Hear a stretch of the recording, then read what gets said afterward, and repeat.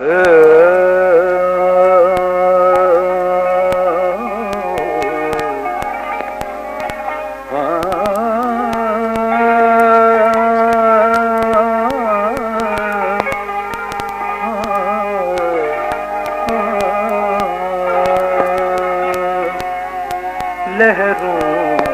पक्षी किनारा साहिल विचार में है।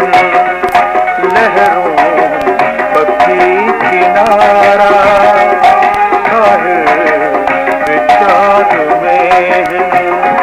मीरा अथाह सागर, मीरा अथाह सागर तुझी निहार में है। लहरों पक्षी किनारा साहिल विचार में है।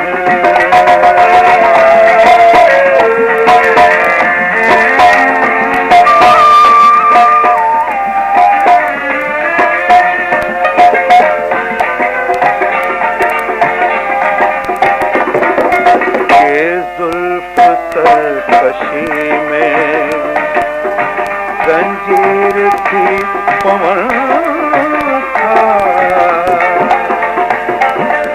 के जुल्फ सरकशी में जंजीर थी पवन था के संगीन घेरा, के संगीन घेरा बाहों के हार में है। लहरों पक्षी किनारा साहिल विचार में है।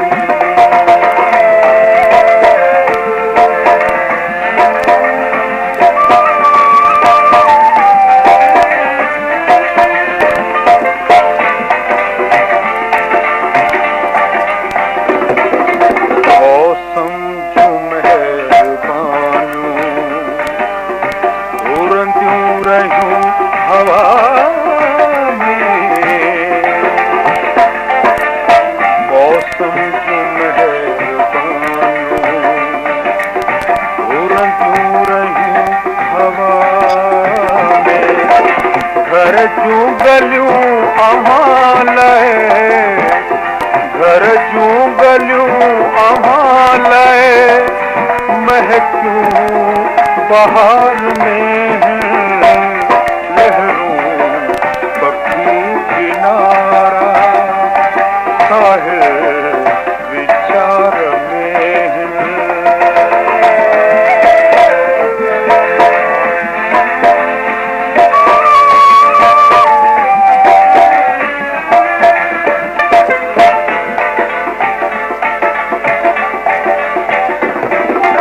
दे झोल में गुलाबी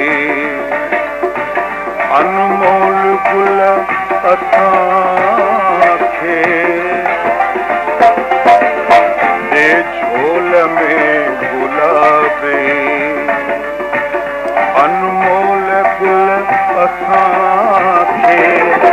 कोई गुलाब पोखिया, कोई गुलाब पोखिया पंहिंजे कुमार में है। लहरों पक्षी किनारा साहिल विचार में है।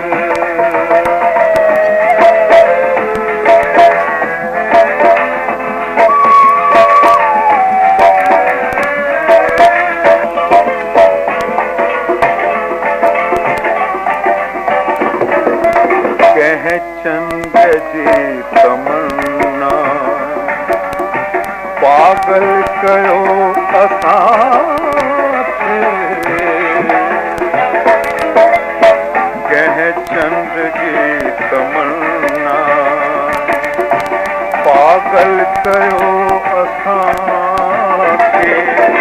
के रात जा सितारा, के रात जा सितारा पंहिंजे जे पचार में लहरूं पखी किनारा साहिल विचार में मीरा अथाह सागर मीरा अथाह सागर तुझी निहार